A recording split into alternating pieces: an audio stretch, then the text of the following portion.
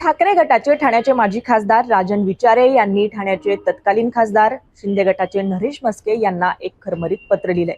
खरं तर गेल्या काही दिवसांपासून म्हस्के आणि विचारे यांच्यात शाब्दिक चकमक सुरू आहे. काही दिवसांपूर्वी म्हणजे 2 दिवसांपूर्वी विचारे यांच्या एका वक्तव्यावरून म्हस्केच्या कार्यकर्त्यांनी ठाण्यातल्या लुईसवाडी परिसरात काही बॅनर लावले होते आणि त्या बॅनरला जोडे मारो आंदोलन सुद्धा त्यांनी त्यावेळेस केलेलं होतं. यावरून शिंदे गटाचे कार्यकर्ते आणि ठाकरे गटाचे कार्यकर्ते यांच्यात मोठा राडा सुद्धा ठाण्यात पाहायला मिळाला होता. पोलिसांसोबत सुद्धा बाचाबाची झाली होती. मात्र आता विचारेंनी म्हस्केंना जे पत्र लिहिलेलं आहे त्यावरून राजकारण चांगलंच तापण्याची शक्यता आहे. त्यामुळे नेमकं या पत्रात त्यांनी काय म्हटलेलं आहे हेच आपण या व्हिडिओतून समजून घेणार आहोत. नमस्कार, मी छाया आणि आपण पाहताय मुंबई तक. तर राजन विचारेंनी ट्विटरवर पोस्ट करत लिहिलेलं आहे, मी केलेल्या विधानाचा चुकीचा अर्थ काढत नरेश म्हस्के यांनी पराचा कावळा केला. माझ्या देशभक्तीवर प्रश्न उपस्थित केला. त्यांच्या वाचाळ टीकेवर राष्ट्रभक्तांचं हे प्रत्युत्तर असं कॅप्शन देत राजन विचारे यांनी म्हस्केंना लिहिलेलं पत्र शेअर केलेलं आहे. नरेश म्हस्के यांना लिहिलेल्या या पत्रामध्ये त्यांनी म्हटलंय, वाचाळवीर हीच उपाधी तुम्हाला योग्य आहे. आमच्यावर काँग्रेसच्या वळचणीला गेल्याची टीका करतो, पण एकेकाळी एकनाथ शिंदे यांच्या त्रासाला कंटाळून तू काँग्रेसमध्ये प्रवेश करणार होतास, हे आठवते का? आणि तेव्हा याच राजन विचारेने शिवसेना पक्षप्रमुख उद्धव ठाकरे यांच्या आदेशानंतर तुला शिवसेनेत परत आणले याचा विसर पडू देऊ नकोस. कोरोना काळात उंदरासारखा घरातल्या बिळात लपलेला तू ठाण्यातील मनसेच्या नेत्याने डिवचल्यावर घराबाहेर पडला होतास. गद्दारी नसानसामध्ये भिनलेल्या तुझ्यासारख्यांनी आम्हाला देशभक्तीचे धडे देताना मी आजवर केलेल्या कामाची नुसती यादी आठवावी, म्हणजे तुला कळेल गद्दार कोण आणि देशप्रेमी कोण ते. याचबरोबर नरेश म्हस्के यांना पत्र लिहिताना विचारांनी पुढे लिहिलंय, देशप्रेम मला काय शिकवतो. मुंबईमधील 26/11च्या हल्ल्यानंतर आम्ही ठाण्यात पहिले स्मारक शहीद उद्यानच्या रूपाने उभारले आहे. त्याच शहीद उद्यानात कारगिल दिवस, प्रजासत्ताक दिन साजरा करीत असताना आम्ही शहीदांच्या आठवणीत भारावून जातो. याच कार्यक्रमाला आम्ही तुला कित्येक वेळी प्रमुख पाहुणा म्हणून बोलवलं आहे.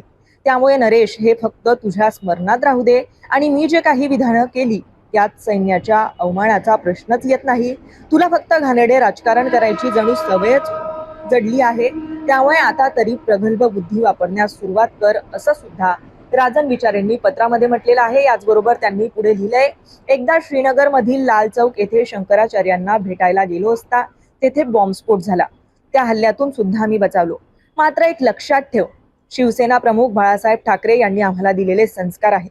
पहिला देश नंतर धर्म हे आम्हाला त्यांनी शिकवलंय. त्यामुळे तू आम्हाला अजिबात देशप्रेम आणि हिंदुत्व शिकवू नकोस. श्री मलंगगडावर एवढ्या वर्षात एकदा तरी पायी चढल्यास का रे तू?